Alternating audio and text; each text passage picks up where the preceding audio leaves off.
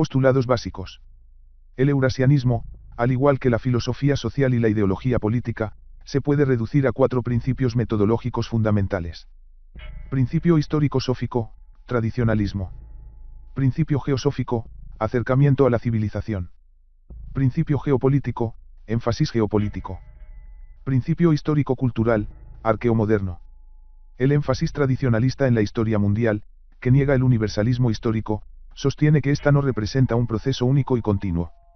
La historia se divide en 3 eras paradigmáticamente diferentes: premoderna, tradición, moderna y posmoderna.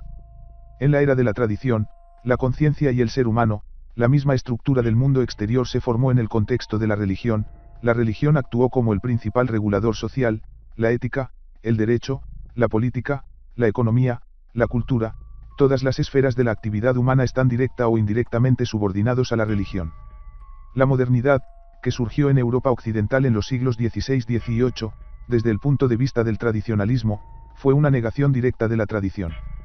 La modernidad presentó un paradigma secular antropocéntrico, eliminando consistentemente la religión de todas las esferas de la vida social y colocando el cuadriunvirato de ciencia, economía, religión e ideología en un pedestal.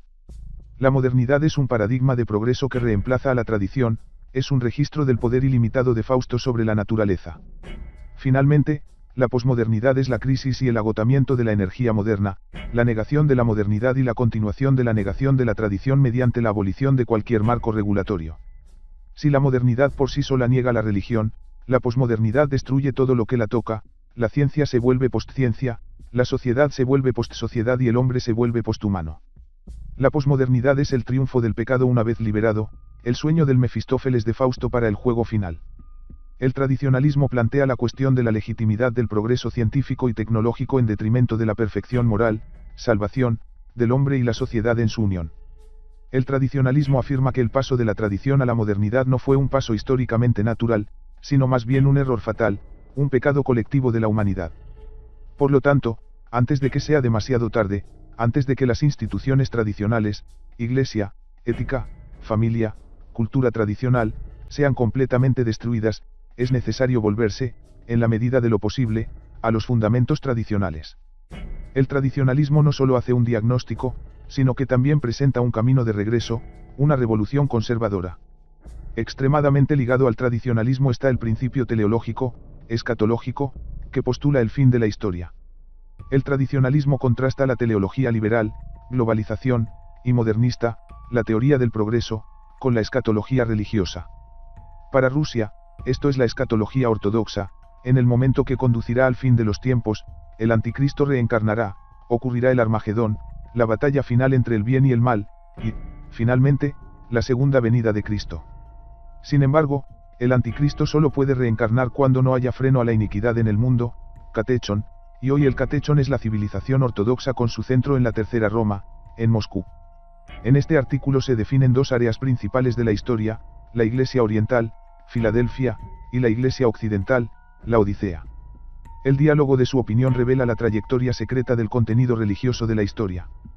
Para la Iglesia Occidental las preguntas son claras, es un mosaico de religiones occidentales, con el fundamentalismo protestante angloamericano en primer lugar, pero para la Iglesia Oriental las preguntas son claras, si la Iglesia Ortodoxa rusa se convierte en la Iglesia de Filadelfia, no por la noche. Es algo predeterminado, pero es su principal misión histórica. El énfasis civilizado niega la uniformidad de los tipos, civilizaciones, histórico-culturales. El espacio geográfico tiene una gran influencia en la cultura y la historia nacional de los pueblos. Cada país, al desarrollarse en un entorno geográfico específico, desarrolla sus propias formas nacionales, éticas, jurídicas, lingüísticas, rituales, económicas y políticas. El lugar en el que se produce el desarrollo de un pueblo o estado predetermina en gran medida la trayectoria y el sentimiento de ese desarrollo, hasta el punto de hacerlos inseparables. Este es el significado del concepto euroasiático más importante de desarrollo de lugares.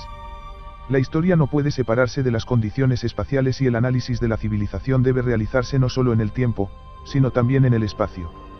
No existe un modelo universal de desarrollo, la diversidad de los países de la Tierra se llena con la diversidad de culturas, cada una de las cuales tiene sus propios ciclos y su propia lógica. No se necesita ningún sitio de desarrollo para pretender que es un estándar para otros. Cada nación tiene su propio modelo de desarrollo, su propio tiempo, su propia racionalidad y debe ser entendida y evaluada con base en criterios internos originales.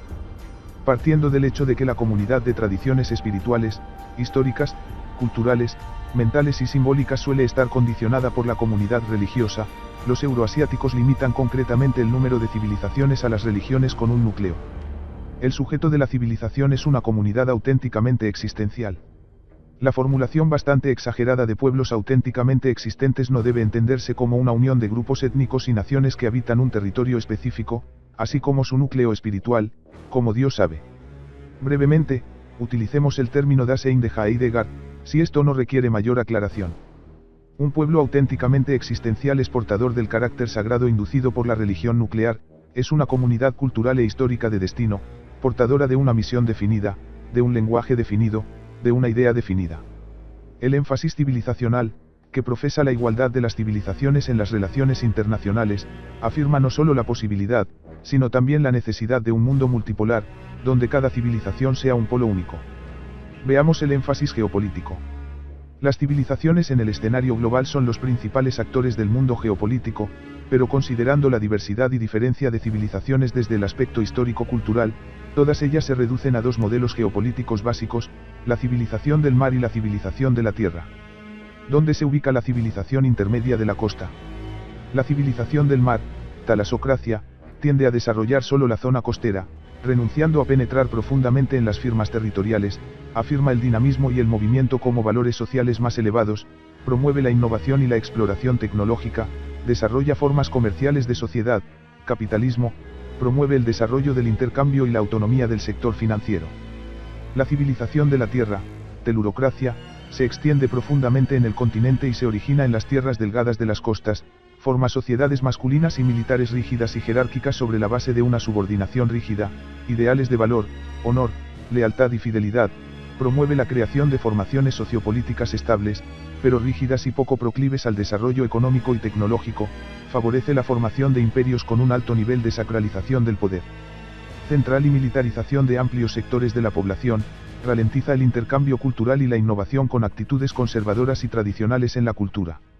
El énfasis geopolítico postula una conclusión grandiosa, la dualidad de las civilizaciones, la inevitable confrontación entre teurocracia y talasocracia, no solo en términos estratégicos y pragmáticos, sino también en términos de diferencias fundamentales y contradicciones irreconciliables en las orientaciones valorativas, culturales e incluso metafísicas. El concepto de V.Y. Katasonov de las civilizaciones abelianas y cainitas como arquetipos civiles centrales proviene de una idea de comparación metafísica de civilizaciones. Este dualismo de civilizaciones tierra versus mar y mar versus tierra se ha convertido en una constante en la historia mundial. La civilización del mar está más claramente representada en los principales países anglosajones, Estados Unidos y Gran Bretaña, la civilización terrestre está personificada por Rusia y Eurasia. Los dos polos geopolíticos, el occidente atlantista y la Yureicha continental, están enzarzados en un duelo planetario. El atlantismo pretende conquistar Yureicha con un salto decisivo y consolidar su victoria en un mundo unipolar, el mundo del globalismo. El polo opuesto busca restablecer el equilibrio, renacer en una nueva forma, teniendo presente la triste experiencia de la vida y, si se revive, creará un mundo diferente, multipolar, no unipolar. Esta es la misión geopolítica del eurasianismo. Entonces, el arqueo moderno. El énfasis tradicional, civilizado y geopolítico permite explicar un fenómeno no tan evidente como la modernidad arqueológica, sin cuya comprensión es imposible entender el eurasianismo. La civilización occidental ha desarrollado un sistema especial de principios y valores, que ha identificado como un sistema universal. Este sistema romano-alemán, que hoy en día estaba más asociado a la civilización anglosajona, empezó a imponerse al resto de pueblos y culturas a base de fuerza y astucia. La colonización espiritual y material del resto de la humanidad por parte de Occidente es un fenómeno negativo que llamamos arqueomodernidad, yugo romano-alemán en los términos de los clásicos del eurasianismo. La esencia de la arqueomodernidad es que en la misma sociedad de Pedro el Grande se desarrolló un modelo de interpretación de dos niveles de prácticamente todos los fenómenos y principios, en la política, en la cultura, en la vida cotidiana, etc. El núcleo de la comunidad sigue siendo bastante arcaico y sigue viviendo en las condiciones de la sociedad tradicional, mientras que oficialmente el Estado es moderno, esencialmente occidentalizado. Por lo tanto, nuestra economía, la organización de la vida política y el gobernante representan sistemas modernos de Europa occidental que son bastante liberales, pero todo esto funciona de manera completamente diferente que en los países del occidente moderno, porque es reinterpretado por la sociedad tradicional. De hecho, en su forma. Esto forma la arqueomodernidad, un sistema que es completamente modernista por fuera, pero profundamente arcaico por dentro. La arqueomodernidad es una enfermedad, una especie de esquizofrenia social, la misma empresa se lleva a cabo de manera diametralmente apropiada. Externamente y desde el principio es una democracia liberal moderna del modelo occidental, internamente y desde abajo es una potencia mundial con deseos de resucitar el imperio, con un gobernante supremo sagrado a la cabeza, con valores tradicionales y una actitud conservadora. Actitud. Psicología. Lo que trae consigo actitudes liberales progresistas como las perversiones y el satanismo. Desde el punto de vista de las autoridades, la solución al problema de la arqueomodernidad solo puede residir en la modernización, el progreso y la integración de Rusia en el occidente global. Sin embargo, la resistencia rígida, aunque pasiva y mal reflejada, a la modernización desde abajo a la idea entre las élites de que hay que entretener a la gente equivoca. Por lo tanto, la arqueomodernidad es un intento continuo de reformar la conciencia de las personas que siguen patrones occidentales, que por lo tanto son racionalmente como un yugo. Rusia se encontró en la posición de la modernidad arqueológica no a través de una colonización directa, como la mayoría de los países de Asia, África y América Latina, sino a través de una colonización cultural.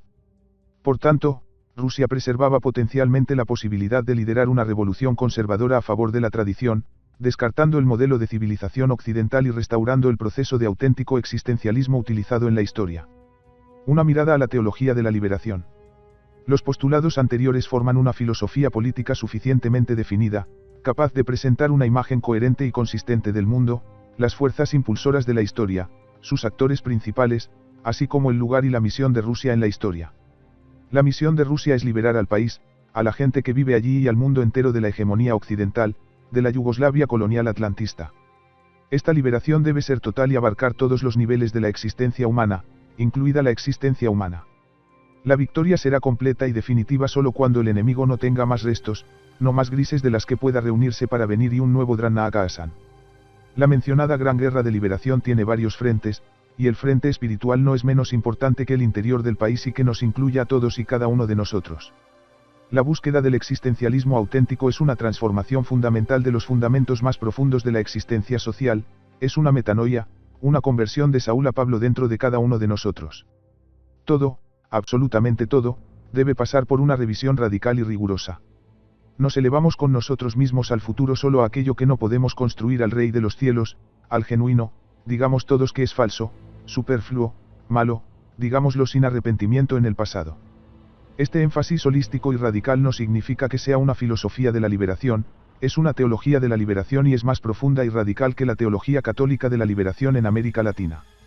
Una respuesta de este tipo, en general, no deriva necesariamente de los 4 postulados, de hecho, es un quinto postulado que repensa radicalmente la geometría del mundo, así como el quinto axioma de Lobachevsky cambió radicalmente la geometría familiar del mundo.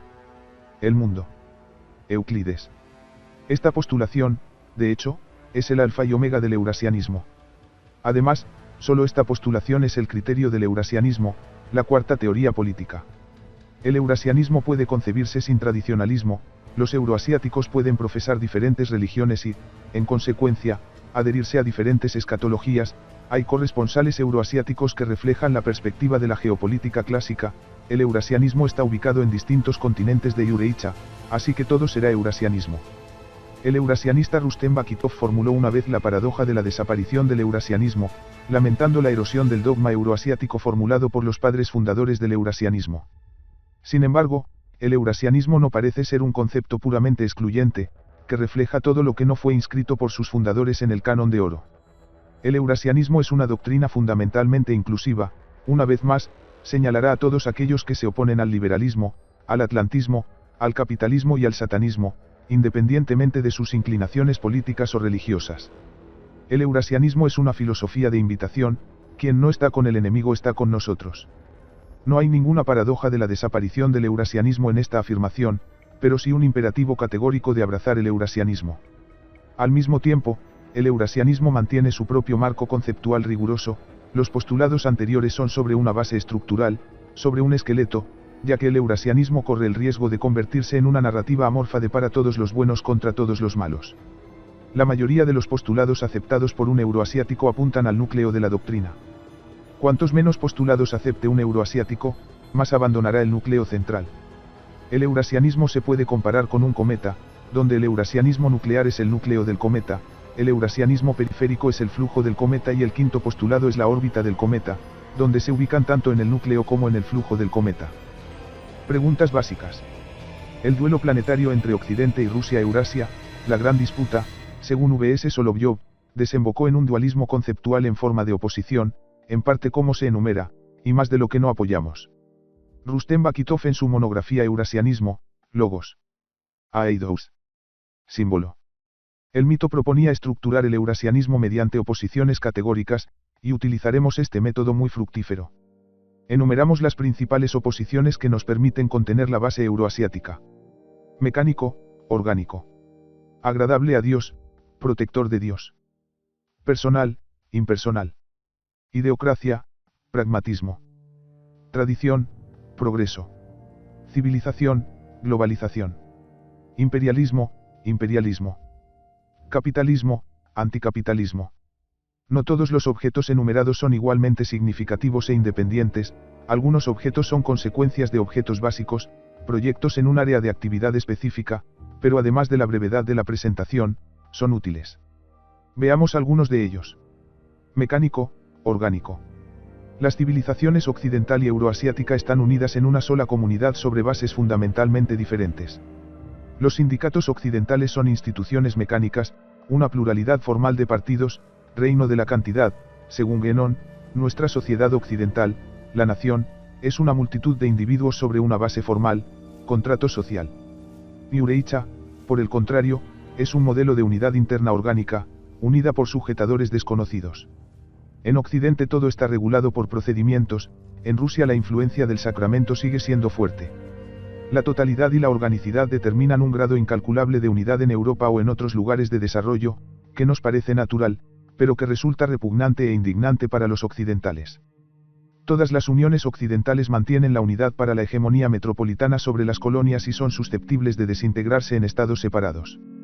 Yureicha se desintegra solo por el ataque de fuerzas externas, y cada desintegración es, por tanto, como una catástrofe geopolítica, y con el tiempo las partes desintegradas se reúnen en un solo todo, en un solo imperio sin metrópoli. Lo que agrada a Dios es lo que está en sus manos.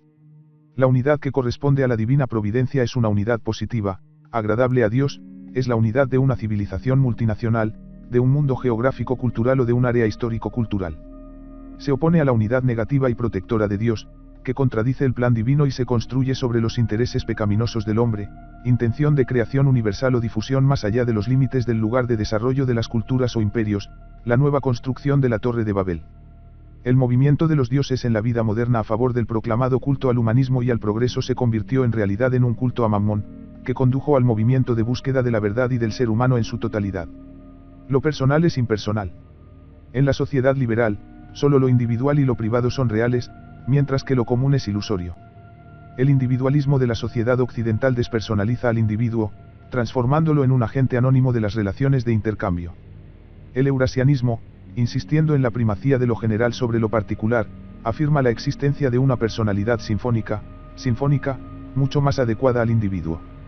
La personalidad es totalidad y, por tanto, no puede reducirse a una simple suma de individuos pertenecientes a una nación concreta. En plena conformidad con el ideal ortodoxo de la comunidad apostólica, pero la multitud de los que creen tener un solo corazón y una sola alma eran considerados bien, a menos que tuvieran todo en común, la restauración y la reunión de los pueblos de Rusia y Eurasia en una única personalidad sinfónica constituye el ideal antropológico, y sociológico, del eurasianismo. Ideocracia, pragmatismo. Siguiendo el concepto sociológico de Pasaroukin, la sociedad en su evolución pasa por tres fases: ideacional, ideal y sensual. El modelo idealista está dominado por el principio de creencia religiosa, ascetismo, heroísmo y consideración de las cosas materiales. El modelo idealista está dominado por la razón, la conciencia racional, los ideales superiores se equilibran con los intereses materiales y la sociedad próspera. El modelo sensual da una importancia primordial al lado corporal, material y pragmático de las cosas. El principio del placer, el culto al consumismo, prevalece en todas partes. La civilización occidental finalmente ha descendido a la fase sensual, mientras que para Rusia y Eurasia este principio es civilizado y el modelo ideológico corresponde mejor a su ideal social. La ideocracia se opone directamente al énfasis pragmático comercial. El Estado euroasiático debe construirse a partir del impulso espiritual original, desde abajo, toda la estructura debe construirse en armonía con la idea a priori, y una clase especial de líderes espirituales debe estar a la cabeza de esta estructura. El imperialismo es imperialismo. Dos civilizaciones, Occidente y Eureicha, crearon dos tipos de imperios polarmente diferentes. En términos geopolíticos, Occidente afirma el modelo de dominación metropolitana sobre las colonias, el modelo de opresión de la periferia por el centro a través de su modernización, la expansión constante del exterior, la adquisición de recursos y territorios, el modelo externo puro. Al mismo tiempo, Occidente encarna un tipo de economía extensiva, que obtiene fuerza y recursos del exterior. Eureicha confirma el modelo de unión entre colonias, cuando el centro incluye en su interior a la periferia y la eleva a su nivel. El modelo euroasiático es un internalismo puro e introvertido. Occidente es un modelo excluyente de hegemonía cultural, económica y política, donde todo lo original y superior es supremo en las colonias, pero al mismo tiempo las colonias nunca se convertirán en una metrópoli, por el contrario, el relegamiento de la periferia al centro suele ser peor. Rusia-Eurasia es un modelo inclusivo, que invita a los pueblos más numerosos a entrar en una casa común en igualdad de condiciones, sin perder su cultura, tradición y cierta autonomía. Al mismo tiempo, Rusia-Eurasia encarna un tipo de economía intensiva, que no solo se sustenta con sus propios recursos, sino que se comparte generosamente con la periferia. Dos tipos de imperio en dos modelos de Estado. El imperialismo occidental es un modelo plano de sociedad civil con una fachada de democracia liberal y una oligarquía en las sombras. Es un modelo en el que el bien público se fragmenta en cosas individuales. El ideal del Estado euroasiático es el modelo jerárquico del Estado pescador, orientado y subordinado al ideal social supramundano, la idea maestra. El imperialismo occidental establece una jerarquía de dominación, el imperialismo euroasiático proclama una jerarquía de servicio. No hay consenso entre los euroasiáticos sobre el modelo concreto de gobernanza si será la monarquía, el poder popular, democracia, continuación del Zemski Soube o el poder soviético, o una síntesis de ambos sistemas, monarquía popular. Pero en cualquier caso en este caso será la autocracia, un tipo de poder único y vulnerable, fundamentalmente incompatible con la oligarquía. El capitalismo es anticapitalismo. La civilización occidental, al haber abandonado la prohibición de prestar intereses, está permanentemente vinculada a un sistema social como el capitalismo. Incluso si es posible decidir dónde surge el capitalismo, no si solo se origina allí, siempre cuando la bandera de la modernización es levantada por misioneros occidentales no invitados. Los euroasiáticos están unidos para criticar el capitalismo y afirmar una forma anticapitalista de gestión económica, pero no existe un modelo económico único. Los europeos asiáticos proponen un modelo socialista, mientras que ellos, siguiendo a los filósofos eslavos, apelan a la comunidad patriarcal y al gobierno autocrático del periodo anterior a Romanov. Sin embargo, paradójicamente, no hay contradicciones particulares en estos enfoques. Florensky también rompió el paralelismo entre el socialismo y la Edad Media, el primer feudalismo. El socialismo ortodoxo, que Ajedujin llama socialismo de derecha, podría convertirse en un modelo de reconciliación general. Conceptos básicos. Mencionamos algunos conceptos euroasiáticos: tradición, revolución conservadora, existencialismo auténtico, modernidad arqueológica, civilización, desarrollo de lugares, personalidad sinfónica, democracia. Por lo tanto, nos centramos en los conceptos no mencionados que son importantes para comprender el fenómeno del eurasianismo. El actor radical es el actor de la nueva metafísica, en el polo, es un sujeto liberado de la presencia sugestiva de los paradigmas, él es quien mira los paradigmas desde fuera y por tanto los reconoce como paradigmas y no como cualquier otra cosa en la que deba pensar. Cualquier paradigma, visto desde dentro, no puede ser reconocido como paradigma, ni siquiera como algo inmutable, obvio y evidente por sí mismo. Para una persona de tradición, como para un cristiano, otras religiones están aquí, aunque sean más o menos comprensibles, la moderna es el principio del fin y la postmoderna es, efectivamente, el infierno. Para el modernista, cualquier religión premoderna es oscurantismo, barbarie y estupidez y, finalmente, para el posmodernista, el oscurantismo y la barbarie son a la vez premodernos y modernos. En él se describen prácticamente todas las personas nacidas y creadas en el paradigma, de modo que la sociedad en su contexto con el mundo a su manera en diferentes épocas no puede entenderse con otra visión. La excepción es el punto de inflexión, por ejemplo, entre lo premoderno y lo moderno, como el Renacimiento, en una de las formas entre lo moderno y lo posmoderno que encontramos ahora. Este es el momento en que nació la idea radical. La cuestión radical es que cualquier paradigma no es, en última instancia, la verdad. Podéis elegir según vuestro propio paradigma, pero la elección será libre. El existencialismo auténtico es la elección libre y consciente de su propio paradigma auténtico, sin accidente ni invención, y esta elección solo puede realizarse a través de la idea radical. Selección euroasiática. Rusia-Eurasia, como expresión de un imperio forestal oriental de dimensiones continentales, requería un modelo especial de gobernanza basado en una selección especial. Esta selección euroasiática se basa en una ética especial adaptada a las condiciones del país. Es una ética de responsabilidad colectiva, altruismo, asistencia mutua, ascetismo, voluntad, resistencia y obediencia incondicional a los superiores. Solo estas cualidades pueden garantizar el mantenimiento del control sobre las vastas y densamente pobladas tierras de la zona forestal euroasiática. La clase dominante euroasiática se formó sobre la base del colectivismo, el ascetismo, las virtudes militares y una jerarquía rígida. La formalización de estos principios formó la base del Yasa de Genghis Khan.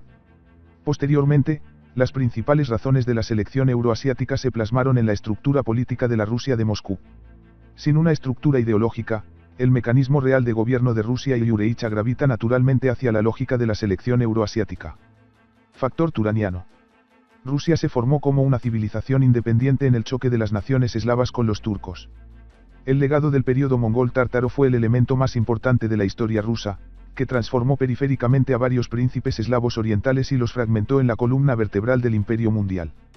Los sectores de la Rus de Kiev que habían adquirido poca influencia europea en el siglo XIII se disolvieron gradualmente dentro de ella, perdiendo su independencia política y cultural.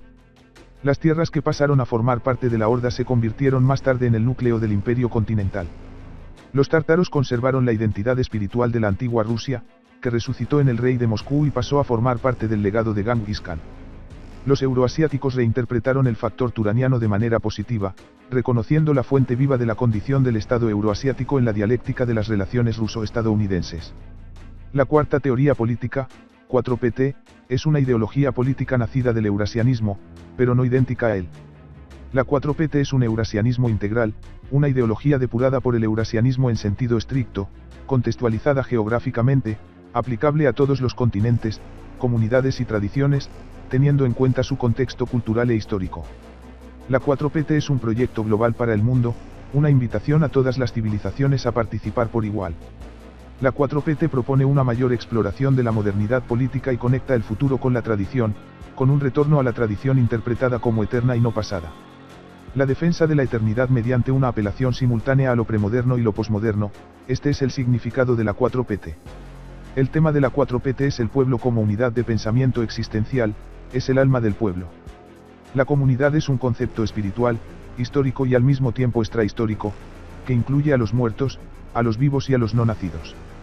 El pueblo como carne debe adquirir un alma que lo convierta en un auténtico canto de la 4PT, también debe unirse en una sola personalidad sinfónica y convertirse en un canto radical auténticamente existente y consciente de su misión histórica. Mitos básicos. El eurasianismo no es fundamentalmente una doctrina secular, aunque no es una religión, está inmanentemente ligado a ella y, por tanto, tiene una base metafísica sustancial. El aspecto metafísico difícilmente se presta a una conceptualización rigurosa, pero puede reconstruirse parcialmente a través de los mitos que se manifiestan explícita o implícitamente en la ficción euroasiática. En primer lugar, se trata de historias bíblicas, parábolas sobre la Torre de Babel, sobre el éxodo de los judíos egipcios, sobre el divino sacerdote, sobre los catecúmenos. La construcción de la Torre de Babel se ha reproducido desde la época moderna, alcanzando un punto más alto en la actual era de globalización. N.S. Trubetskoy ve la Torre de Babel como un símbolo de la civilización universal, impía y materialista que el occidente modernista busca crear revelando todas sus culturas. Con el tiempo el Señor destruirá la torre, se inclinará y comenzará a derrumbarse, pero es importante que la humanidad no esté entre los constructores de los problemas, siempre y cuando sea la mano del Señor la que destruya esta torre. La cautela egipcia es arqueomoderna, sí, el periodo que comenzó con las reformas occidentales de Pedro el Grande, cuando la clase dominante rusa renunció a las tradiciones nacionales y comenzó a adoptar e imponer instituciones, cultura y valores occidentales. Como resultado, las élites y las clases educadas en general se convirtieron en egipcios. Los 4 años de peregrinaciones del judaísmo a través del desierto fueron un periodo de progreso lento, doloroso e inconsistente en la comprensión de la Yugoslavia romano-alemana y su erradicación. La parábola del sabio representa la seducción de Rusia por la tentación europea, la sombra de su propio camino, la renuncia a sus raíces, el padre, sus amplias intenciones de integrarse en una civilización antigua y, finalmente, de liberarse de la fascinación por el eurocentrismo. El regreso del hijo pródigo a la casa aún no ha ocurrido, pero el hijo pródigo está a la sombra de la casa de su padre. El tema del retorno es una colección de mitos que, siguiendo a R.R. Bakitov, incluye el mito de la pérdida del nombre y su adquisición, el mito de la princesa dormida y el mito del yoga macedranata, que habla de la sombra de un nombre, la verdadera identidad, y su posterior realización. El catejón, literalmente que vale ahora, es un concepto teológico y político religioso basado en la escatología cristiana. Se trata de un ente histórico con la misión de impedir el triunfo final del mal en la historia, la venida del anticristo y retrasar el fin del mundo. La enigmática frase del apóstol Pablo, porque el misterio de la iniquidad aún está en acción, pero no se cumplirá hasta que sea definitivamente resuelto, Tes 2,7, se interpreta en el contexto euroasiático como una transición de la sociedad tradicional post-tradicional, pero es la presencia del catecúmeno la que impide la venida del anticristo. Entre la causa bizantina y el establecimiento de la doctrina de Moscú, la Tercera Roma, Rusia asumió la responsabilidad de preservar la fe ortodoxa y el orden legal y pacífico dentro de sus fronteras. Este es el papel de Rusia como catecúmeno. La leyenda medieval del Doctor Fausto es uno de los mitos fundamentales del eurasianismo. Según la leyenda, el héroe científico Doctor Fausto se vincula a un entendimiento con el diablo para erradicar el dominio sobre los hombres y la naturaleza. Habiendo obtenido el poder, Fausto comienza a utilizarlo para satisfacer sus necesidades sensuales e intelectuales y para llevar a cabo un ambicioso proyecto que se suponía traería felicidad a miles de personas. La auténtica leyenda, a diferencia de la famosa tragedia de Goethe, habla de la gloria final del pastor, del colapso de sus aviones y del descenso a los infiernos del alma perdida. A finales de la Edad Media, la gente todavía era espiritualmente consciente y entendía el precio de un pacto con el diablo. El genio Goethe no entendió esto, ni Dios conoció la profundidad de la catástrofe espiritual del Fausto moderno y rehabilitado, el moderno por sí mismo. Fausto es la civilización europea que vendió su alma a cambio de la conquista de la naturaleza y el poder sobre las personas. No es casualidad que varios estudiosos, como Spengler, llamen a Europa una civilización favorable. Dosakowski, V.Y. Katasonov. El corpus de mitos euroasiáticos está orgánicamente entrelazado con las mitologías eslavas sobre la Santa Rusia, sobre la ciudad de Kitez, sobre Belovodye. La Santa Rusia es una metonimia, una transferencia semántica de Tierra Santa a Rusia, lo que le da a Rusia un significado sagrado. La fórmula Santa Rusia es un giro inquietante, como la santidad del óxido. No se trata de una intersección parcial, sino de una coincidencia absoluta, la idea paradójica, primera vista como sagrada, de que nuestra tierra es santa. Identifican y combinan paz y supramundanidad, contornos metafísicos y concretos, geográficos e históricos, portadores de una etnia. Este mito, aunque con reservas, es aceptado por la conciencia de la Iglesia, para la cual Rusia es santa porque está bajo la especial protección y patrocinio de la Santísima Virgen María. Rusia es la ciudad de la Reina del Cielo, en el territorio de la Gran Rusia, URSS, se celebran 3 apariciones de la Madre de Dios, Iberia, Kievo-Pechersky-Lavra, Monasterio Serapimo Diveyevsky. Las historias sobre Kitezgrad dicen que debido a la pureza del alma y la buena fe del Señor, durante la invasión de Bati, toda la ciudad quedó escondida en las aguas del lago Svetloyar, donde permaneció invisible y se apareció solo a uno. La leyenda habla de 1000 personas que se permitieron, como esperaban, superar la terrible experiencia de la invasión y devastación tártaro-mongol. Está claro que la leyenda es una de las variantes del complejo de mitos del retorno. La Rusia verde se esconde en lo más profundo de los Salvadores, en medio del mundo de un enemigo externo y la ruina se está produciendo en la tierra rusa. En la leyenda del viejo creyente sobre Belovodye, Belovodye es un maravilloso país de libertad, sin pobres, sin servidumbre ni criminales, un bastión de la fe ortodoxa, donde solo viven los justos. El país de las aguas blancas estaba abierto solo a gente virtuosa y estaba situado en el norte, en Pomorie, desde el río Grande hasta el desagüe del río de las aguas blancas. Esta es también una de las versiones del mito de la regresión. En el grandioso proyecto Noomachia, cultural, histórico y metafísico al mismo tiempo, A.G. Dugin propone considerar la historia del mundo, incluidos todos los aspectos y esferas de la actividad humana, como un proceso único de fusión de 3 logos, guerra de mentes, Apoulos, Dioniso y Cibeles. La Noomachia muestra cómo las estructuras noológicas se formalizan en complejos culturales de filosofía, metafísica, mitos, rituales, etc. en el contexto de grandes espacios y espacios o en el contexto de edificios frontales. Nomaki describe cómo los logos históricos, horizontales, específicos de tal o cual cultura se construyen sobre la base de estructuras básicas existentes, cada una de las cuales refleja una combinación especial y original de elementos de los tres logos verticales.